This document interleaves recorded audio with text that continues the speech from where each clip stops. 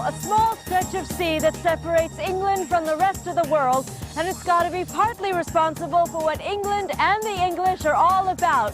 This tiny island nation gave birth to an empire that at one time ruled half the world, and today almost a quarter of the world's population speaks its language. How did this country come to exert so much influence? Small island, big history.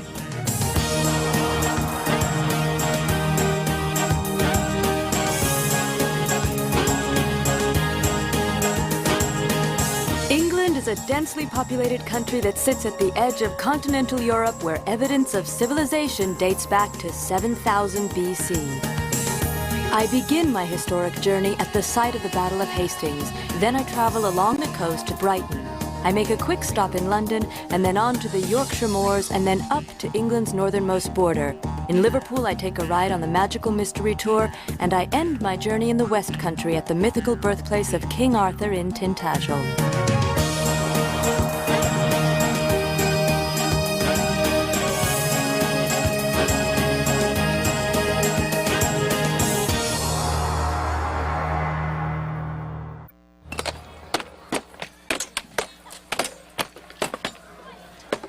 If there's one year in English history that towers above all the rest, it's got to be 1066, because that was the year that William of Normandy in France, who later became known as William the Conqueror for obvious reasons, sailed across the English Channel with his army and defeated the English right here on this field in the Battle of Hastings.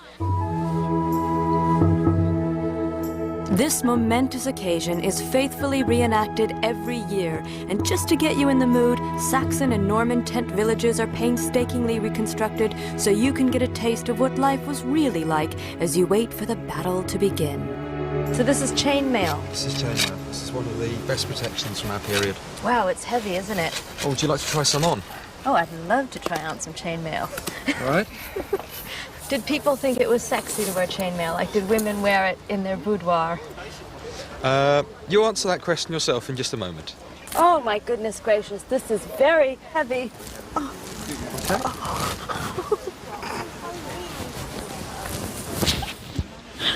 Okay. Do you feel sexy? Yeah. I don't feel sexy at all. Oh. Sorry about that.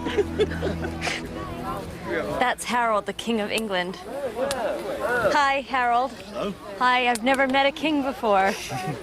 So, you're gonna get killed out there. Yes. Yeah. Why is it that Harold got killed, do you think? In the end, bad luck. Really? Yeah. And is this just how Harold would have dressed, do you think? This is the sort of style he would have dressed in, yes. Right. Does everybody carry a sword? No, a sword would be a rich man's weapon. And this sort of sword, again, is very, very exclusive. This is based on a late Saxon sword found in Yorkshire. Oh, wow, that's beautiful. And then does the chainmail protect you from swords going into you? It will stop a sword cutting you. It'll stop a spear cutting you. Because part of what they were trying to stop wasn't just a killing blow, but a small wound. In those days, you could quite easily get gangrene, septicemia. Right. You were dead 3 weeks after the battle. Harold, it's time to go and fight. Right, okay, well, To battle. good luck. I mean, well, good death. I'll try. Okay. All up, comatose! March on!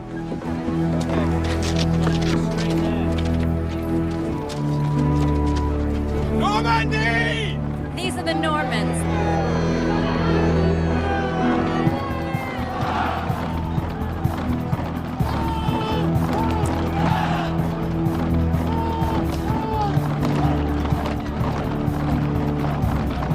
What do you think about when he's out there in battle? Well, I don't feed him before he goes, because if he does get killed, then that's a waste of food. Right, I can see your point, yeah. As dawn broke on the 14th of October, 1066, the battle that shaped the course of English history began.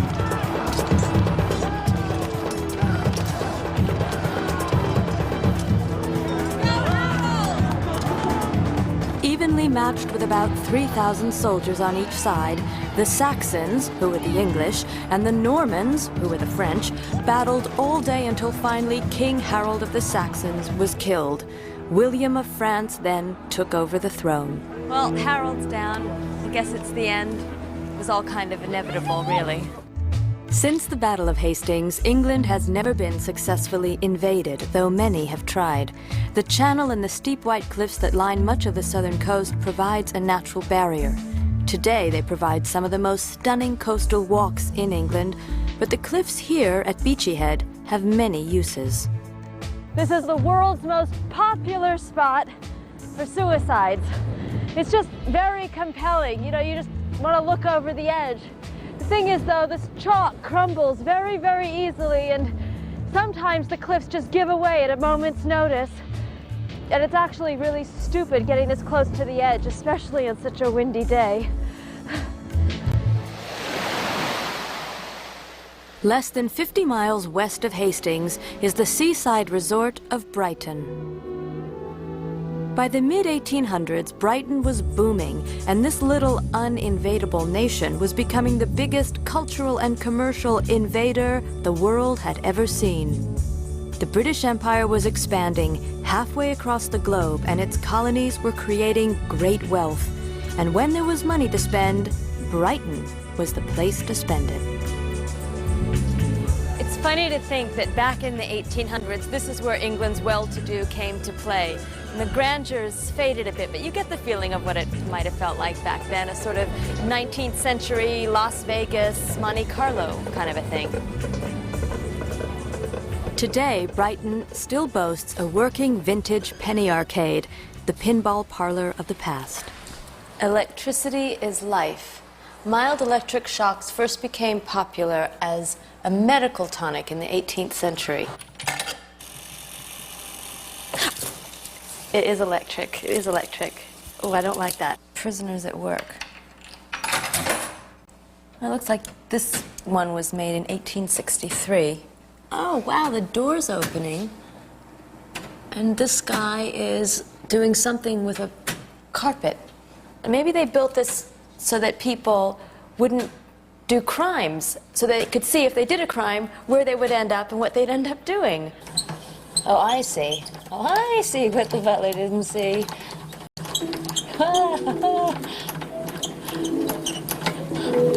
Ooh.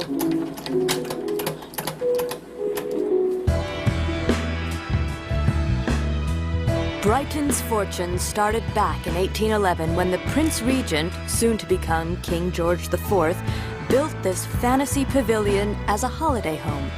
The social in-crowd quickly followed his lead, and Brighton was transformed from a tiny seaside village into a kind of royal Disneyland.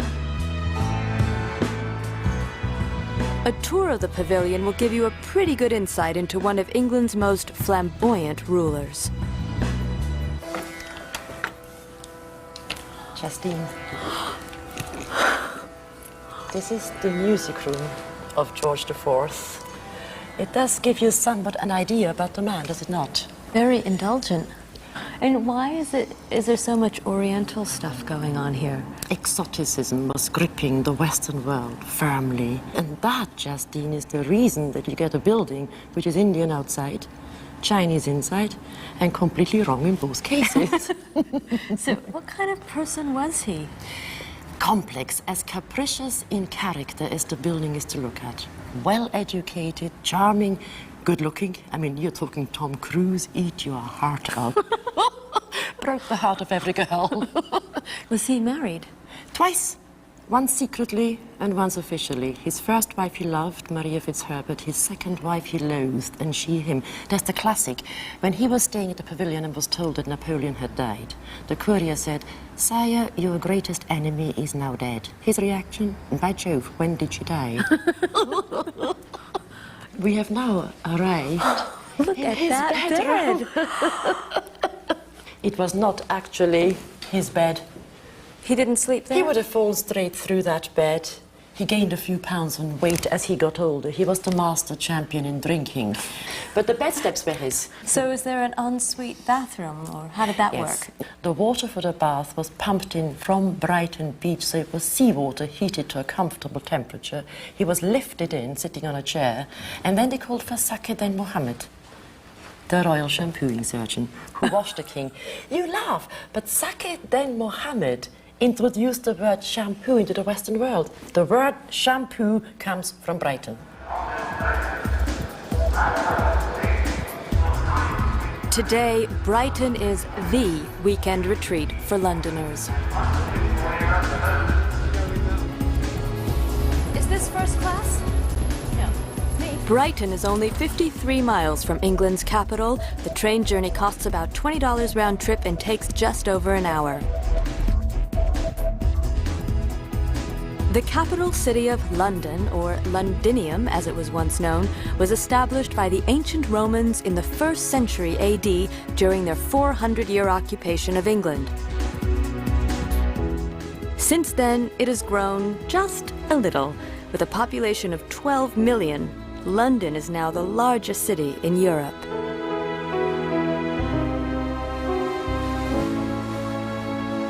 Back in the 18th century, Samuel Johnson wrote, "When a man is tired of London, he is tired of life." I doubt he'd put it any differently today. Every major period in the history of Western civilization has left its mark in this city. It's a lot to take in. And if you're not staying in London long, a great way to take in the essentials is a trip down the River Thames. What Samuel Johnson forgot to mention is that it would probably take a lifetime to see everything London has to offer, so I've decided to bypass the most popular sites and get off the well-beaten tourist trail.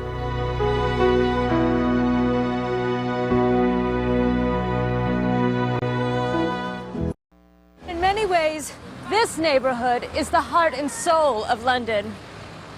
And not that many people come here to explore it. This is the East End. The East End is one of London's oldest neighborhoods. In the 19th century, overcrowding and poverty gave it a reputation for danger and decadence. This is where Jack the Ripper prowled, and where Charles Dickens set many of his novels. The area was heavily bombed by the Nazis during World War II, but nothing could suppress its determined working-class spirit. Nowadays, the East End may seem a little more cosmopolitan, but homegrown traditions like the local pie and mash shop remain. I guess a pie and mash, please. Yeah. Pie's a meat pie, right? Mash is mashed potatoes. And that's about all I know. Thank you very much. Thank you. This is a great place to meet the locals and learn about some of the East End's darkest days. This is my first pie and mash ever. Yeah, my first one. They don't have knives here. Knives in the pie shop. Lucky you haven't got to eat it with your fingers. I like eating with my fingers. I know that East London was very difficult during the war, wasn't it? I got blown up a few times. Did you? Yeah. Did you get hit? Well, with the blast, the bombs blew me off my bike. Really? Yeah. You mean you'd be riding along on your bike and a bomb would go off? And... Yeah, really well. Shoom, boom. Yeah, we got bombed out 5 times. Bombed out of your home? All places where we lived. Really? Yeah. I got buried twice. Really? Yeah. When you talk about it, you have such a sort of good spirit about it all. And... Well, we had to have good spirits. Yeah. It was either that or go under. The community got more friendly, more knitted. And those of us that are left are still that way. Did you lose friends and family during the Blitz? I didn't lose no family, I lost friends. Yeah. Yeah. I lost quite a few friends, yeah. Yeah. Often think of them. Do you think the world is getting better or is it getting worse? Oh, the world's getting worse. Even after what you lived through, you think the world's getting worse? Yes, yeah. Everybody wants a bigger slice of the cake. It's not where I've got that slice, I'll share it with you. That's it. I'll share my slice with you. Hey? I'll share my slice with you. Anytime. Anytime. Hey, look, you can have this.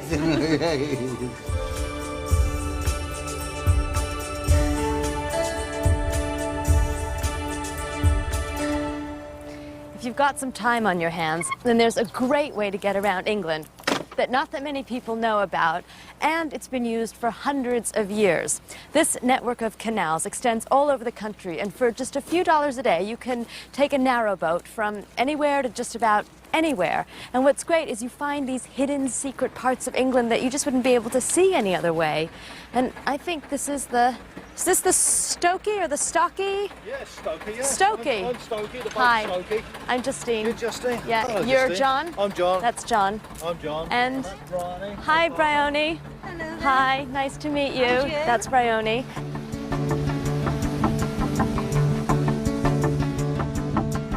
Before trains or trucks, these were the nation's highways, built to transport raw goods like lumber and coal across the country until the railways made them obsolete. Today, the canals are experiencing a mini revival, only most people use them for pleasure and not work.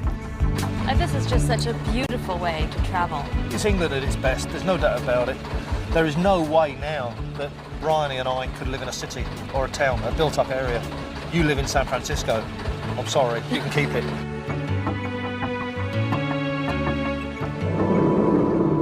How long is this tunnel?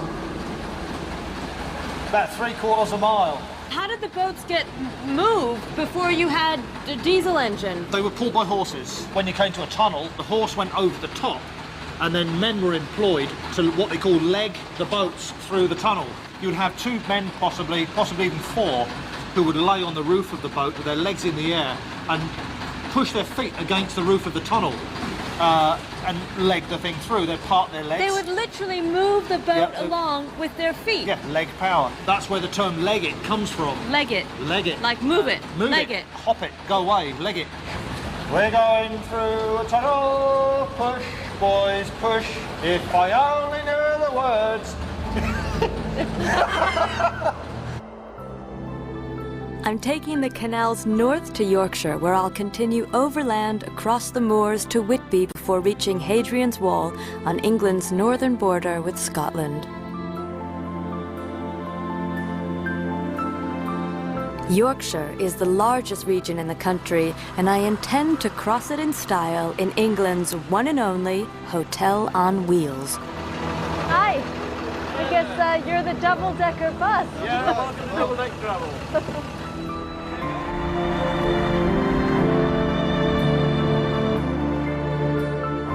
Oh, this is great.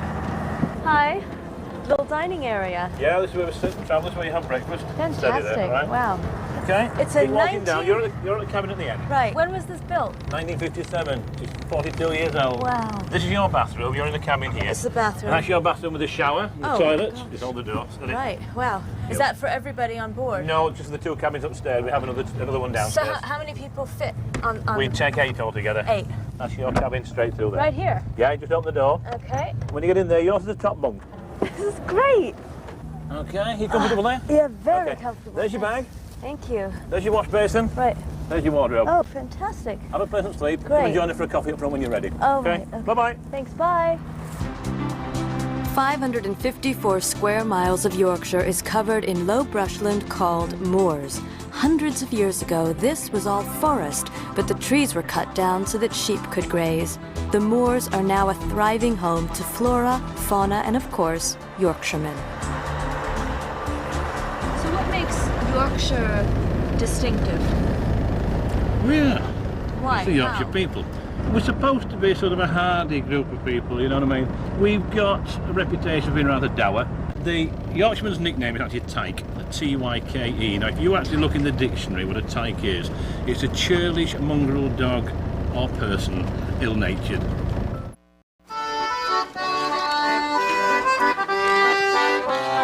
On Yorkshire's northeast coast is the small seaside town of Whitby. Its fortunes took off during the great whaling boom in the 18th century, transforming the town from a small fishing community to an important harbor. And it was here that the famous world explorer Captain Cook took his first seafaring steps on his way to becoming a national hero. Weather. When the wind blows, we'll all pull together.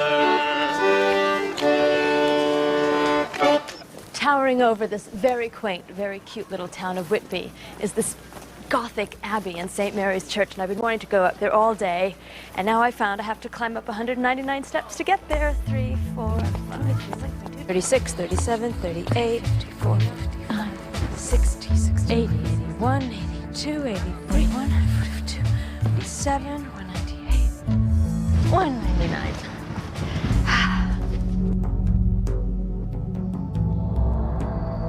Like so many abbeys around the country, Whitby Abbey fell into decline during the reign of King Henry VIII. Henry broke with the Catholic Church because he wasn't permitted a divorce from the first of 6 wives. In defiance, he turned the country Protestant, got a divorce, and stripped the abbeys of their wealth, leaving them to decay.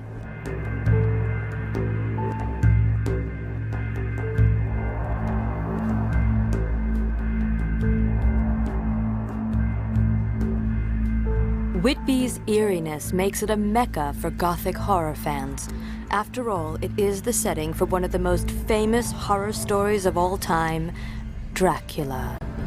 What better place to spend Halloween than in Whitby, the city that inspired Bram Stoker to write the novel Dracula. And there's this tour guide named Harry who supposedly gives a really good tour of all things Dracula. And we're supposed to meet here at the Whalebones. I have a feeling that's the tour group over there. Can I welcome you all to Whitby? See, Bram Stoker came to Whitby for some holidays in the 1890s. He was resident in the Royal Hotel, and there he started to put pen to paper to write the novel Dracula. Let's go and find out what he wrote. The Dracula tour shows how much of Stoker's novel was based on actual events. In the book, Count Dracula arrives in Whitby aboard the Russian ship Demeter, which ran aground on Tate Hill Sands. Off that ship left a large black dog with saucer-like eyes and fang-like teeth to go and run helter-skelter up the 199 church stairs and go and hide in the graveyard. 10 years before Stoker wrote his book, a Russian ship actually did run aground down there on Tate Hill Sands. The difference between fact and fiction was that in the fictional version, Stoker had the captain dead and tied to the wheel, clutching his crucifix. In real life, the captain was charged with being drunk and disorderly.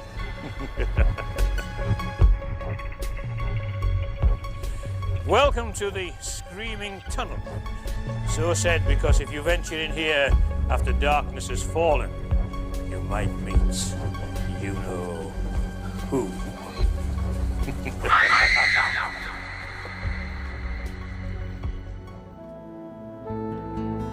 Northumberland is England's northernmost county and home to one of the greatest engineering feats of the ancient world, Hadrian's Wall.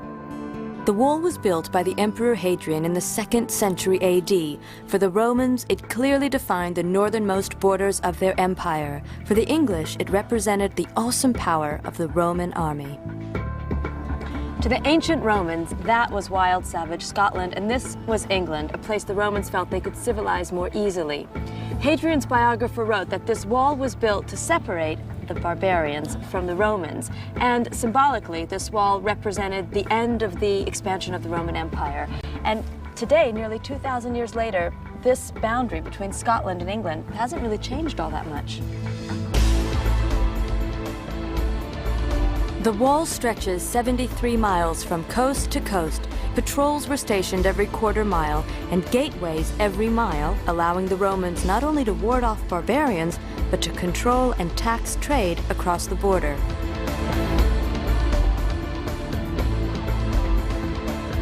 Today, it is patrolled by some very enthusiastic tour guides. Hi. What are you dressed as? Me, I am just a Roman soldier, a local Roman soldier. I enlisted down in Yorkshire. So you're not from Italy then? No.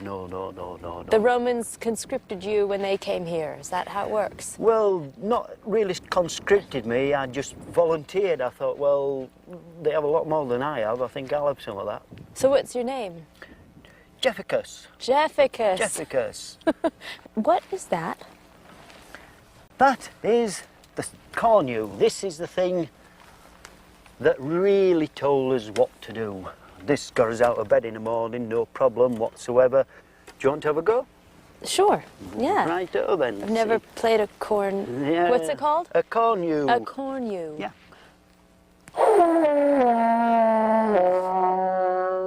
Yeah, right. That'll get anybody out of bed, won't it? Yeah. All right, you show me how it's done.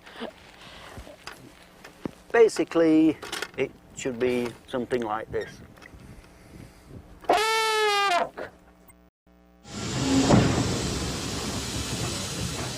The Romans left the English an incredible legacy of engineering, and 1600 years later, the English took it to new heights. In 1830, the first steam train was launched, and there's still a few of them around today, simply because so many people love them so much. So what is it that you love about the steam train? Well, it's just the nostalgia of it, I suppose. I think I like the engineering. You just love all those shiny bits that whiz around, and they're just so beautifully made. So what are all those numbers? These are the steam trains. Right, so you keep track of all the trains that you see? Oh, yes, yeah. And I just go along for the ride. There are a lot of people wanting to take this train.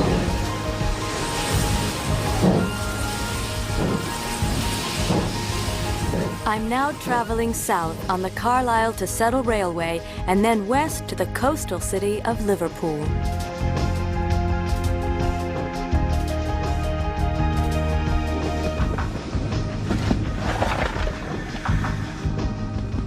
Would you like a cracker with some caviar? Oh, no, really, I couldn't, really, no. Oh, please. No. Well, all right.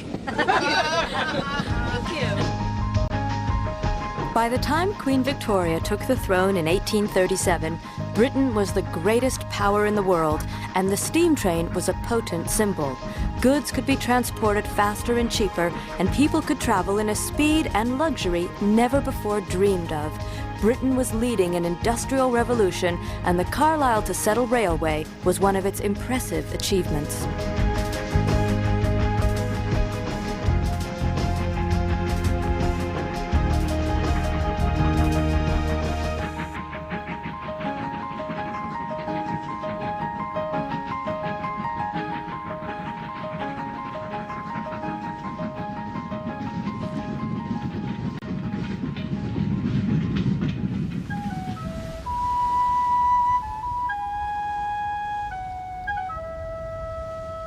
At the height of the British Empire, Liverpool was one of the world's busiest and wealthiest ports. Trade was pouring in from her colonies, and at the same time there was a huge influx of immigrants from the East Indies, the West Indies, India, and Ireland. And for many of these people, their very first view of England would have been of Liverpool, coming in as I am now on the River Mersey. Liverpool's prosperity began in the 18th century, when it became a key player in the triangular slave trade between Africa and the American colonies. By the 19th century, the emphasis switched to goods and passenger travel, securing the city's place as a precious jewel in the English crown. Liverpool's population surged as masses of immigrants heading to the American colonies never quite made it there and settled here. As a result, the cultural melting pot so evident in Liverpool has given the whole country a very unique flavor. The great thing about Liverpool and all big cities in England is that you can go to any of these sort of fast food restaurants that look like nothing, and there's just this amazing variety of food. Hi. What would you recommend, sort of, kind of a good, yummy something that's not a hamburger or pizza? Okay. Well, the most popular dish at the moment. That's good, yeah. Is the chips and curry sauce. Chips and curry Would sauce. you like that? That sounds good. Okay. Now that's really typical, right? They take something like curry and they mix it with something really English like chips. This is my first curry and chips ever. Good. Well, I hope you like it. Mmm. Is that nice? It's nice, yeah. It tastes like curry, not too spicy. That's right. And what do you think about people in England thinking that this is Indian? You wouldn't get that in India. I think what's happened is over a period of time when the immigrants came to this country, they actually brought with them, their own types of taste, and slowly the English have taken it up. So you end up with something that's quite unique, but it's not authentic, right? And it's not English. It's sort of its own thing. Between. By the end of the First World War, Liverpool's fortunes had all but collapsed. Air travel and new methods of shipping plunged the city into poverty. But when working-class culture exploded onto the scene in the 1960s, Liverpool was given a second chance, with a little help from her friends, the Beatles. Liverpool still attracts people from all over the world, but no longer for its ports. These days, people come from far and wide to take the magical mystery tour, and I've got a ticket to ride, hopefully down Penny Lane. Hey, Jude, are you excited? I am. Welcome to the magical mystery tour of Liverpool. The Beatles are the #1 tourist attraction in the city, and a trip on the magical mystery tour bus will give you a taste of the humble beginnings that inspired the Fab Four and their music. We're now arriving at Penny Lane. Penny Lane, is that your favorite song? It's mine too. This is 251 Menlove Avenue, where John lived. It was here the Lennon and McCartney partnership was born. From John Lennon's house to Paul McCartney's house, it's a long and winding road. Paul McCartney lived here at number 20 Portland Road. Many of the rehearsals took place here for the band, and over 100 songs were written here.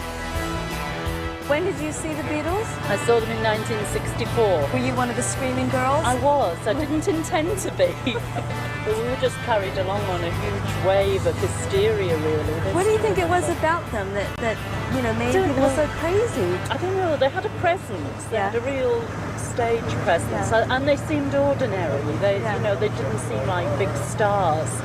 I suppose because they came from somewhere like Liverpool and they were quite working class. John Lennon's earliest memory in life, he was 4 years old. He was playing in the back garden of his Auntie Mimi's home, a building behind Strawberry Field Children's Home. And he heard the sound of the Salvation Army brass band play. He asked his Auntie Mimi what it was all about. Mimi told John, when they have a party, the band play in the garden. He watched the band play and he had an idea. I'd like to be in a band one day. And it all started here at Strawberry Field Children's Home.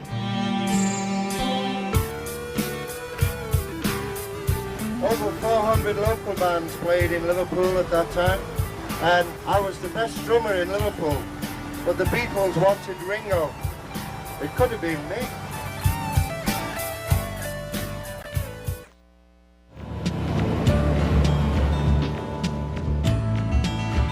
I'm traveling south from Liverpool into the West Country, stopping at Longleat Estate and Stonehenge before heading to Glastonbury and Ottery St. Mary, ending my journey at Tintagel Castle on the coast of Cornwall. The best way to get off the beaten track is by car. Renting a vintage model like this 1969 Morris Minor is a great way to get around.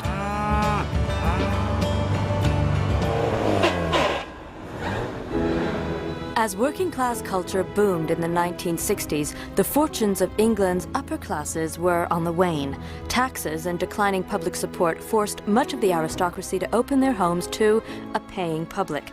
Longleat House was the first to do so, allowing commoners like you and me to wallow in its splendor.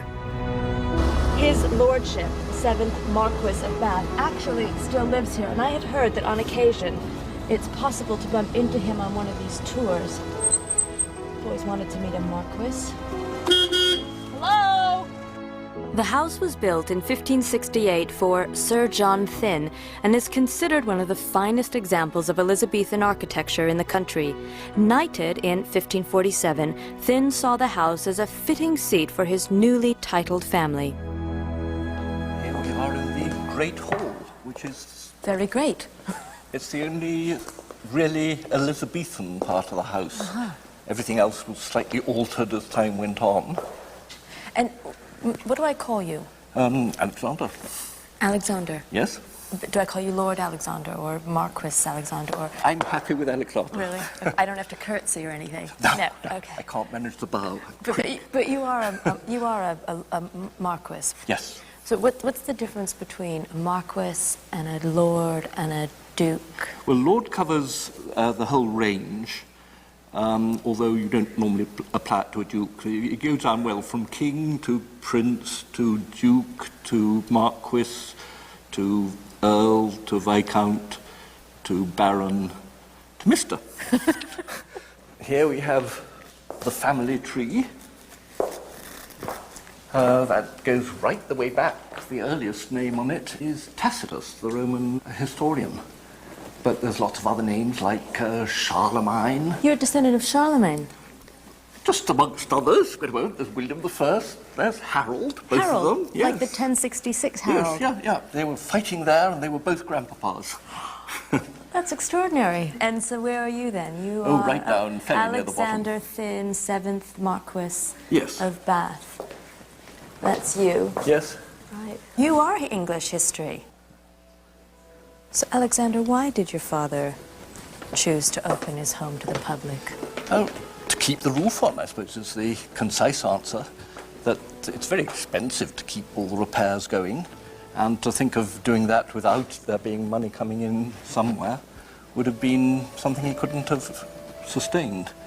Why was it that the aristocracy was losing their money and having to open their homes? Well, there was taxation, and their style of living was perhaps too extravagant to maintain.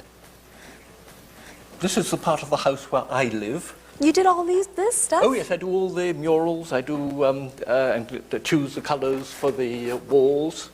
I mean, you've done something that's quite extraordinary. Well, it's a 21st century addition to Longleat. I think yes, it is 21st it is a 21st century. So are you what we Americans would call an eccentric Englishman? Well, the label gets put on me, but I prefer individualist.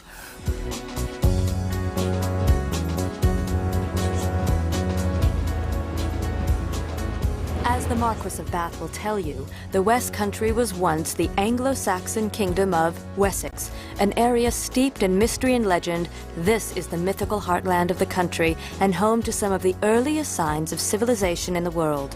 Oh my God, there it is! There's Stonehenge! God, I've seen that in so many books.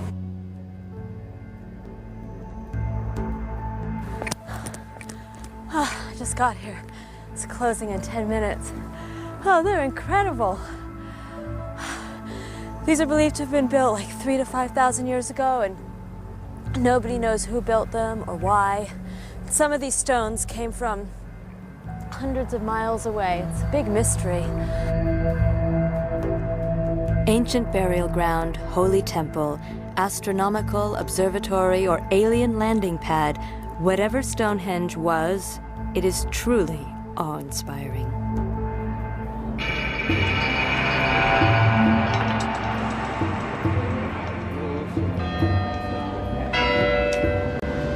Nearby Glastonbury is the undisputed center of spiritual England and is considered one of the oldest religious sites in the country. Pagan and Christian pilgrims have been coming here for centuries, but these days the New Age pilgrims seem to outnumber the lot. Glastonbury is Legend City, and one of the legends is that this tor, which is the Celtic word for hill, is Avalon. Way back when, it's thought that these lowlands were all water, creating the perfect conditions for Avalon, which is a hill rising out of the mist. And there are other meanings of Avalon. It's thought to be a state of mind. It's the veil between this world and the next. It has associations with King Arthur. And there is a great deal of archaeological evidence to show that this was a site of pre-Christian ritual. And it is a proven fact that it takes about 25 minutes to get to the top. Legend has it that King Arthur, England's ancient mythical ruler, a man synonymous with all that is good and true, came here in search of the Holy Grail. Well, the tour hasn't lost its mystic pulling power, and spiritual travelers still flock here from all over the world. Made it to the top of the tour. I'm on the top of Avalon. It's amazing. What's going on? Oh, this is great. We say unto the earth, hail to thee, O earth, that is our sacred trust for evermore. Hail to thee, O earth. Hail to thee, O earth. Excuse me, am I just really lucky to find you here, or do you do this all the time? We do it all the time. What are you? What do you do? Druids. You're druids. Yes. And Druidry is basic paganism, which is the indigenous religion of these isles. And that's what we're doing. We're celebrating nature. That's what Druids do. And I'm a Druid king called Arthur. Arthur? Yeah, and like I'm King Arthur? Yeah, and I'm King that's Arthur? right. I've got my own order, which is called the Lord Arthurian Warband. So are you sort of a reincarnation? Well, that's my belief, but I'm not out to convince anyone that it's true. All I'm out to convince people is this is what Arthur is doing now. Would you like to join with us? Oh, sure. Gwianeth and Radeth, you don't have to repeat this. I have Yander. Arise, warrior priestess, loyal and Arthurian warband.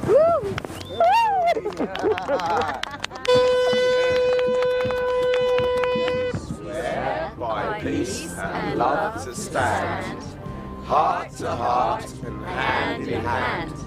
Marco spirit and hear us now, confirming this our sacred vow. Praise! Yes! Happy Hallows Eve.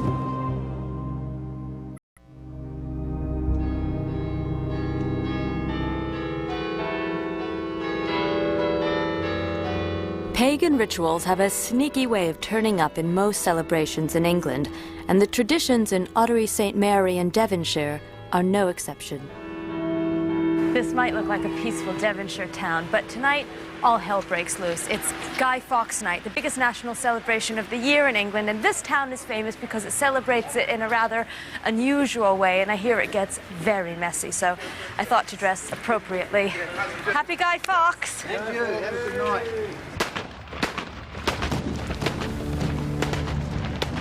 In 1605, a group of Catholics conspired to blow up the staunchly Protestant King James I and his government. One of the conspirators, Guy Fawkes, was caught red-handed with explosives in the cellars of Parliament. His arrest and execution is celebrated nationwide every year on November 5th with the burning of bonfires crowned by an effigy of Guy Fawkes himself. You see him, his scarf is blowing around up there. It's like a real person. Is it exciting? Yeah. Making me shake, actually. Yeah. Oh, he's going to go up in flames soon, isn't he? He's going to go up in flames. This is what everyone's been waiting for. This is what this town is famous for. Tar barrel throwing. No one really knows when the tradition of tar barrel rolling started. Many believe it originated from pagan rituals to ward off evil spirits. Whatever the reason, over 20,000 thrill-seekers come here every year just to witness the mind-boggling heroics of the locals. And how long have you been doing it? 10 years. Quite a while, really. Got to start from a kid. Yeah. Start on the boys' barrels, work your way up to the men's, as you've got no chance, really. My dad done it, granddad, great-granddad, it's gone on for years, like. Is it as scary for you as it is for me? No. Love it, love it. So the women are going to be rolling the tar barrels now, They right? always do. They always have? They always have. Yeah? Yeah. How long have you been doing this? This is my first time. Your first time? Whoa, it's very dangerous, very dangerous.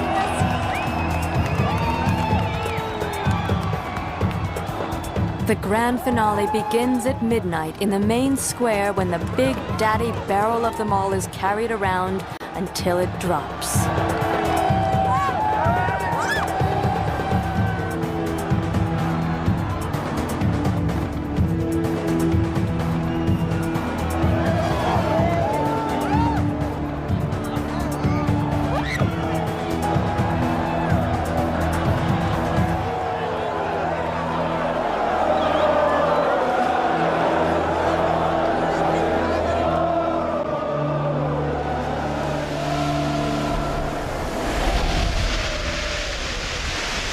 My journey ends here at Tintagel Castle in Cornwall, the mythical birthplace of King Arthur on the southwestern coast of England.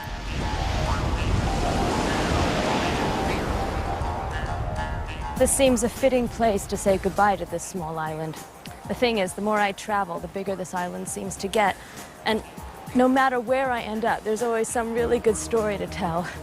History is alive and well in England, and to experience it, you don't really need to do very much more than just show up. The past feels present here, which is what makes this little big island so magical.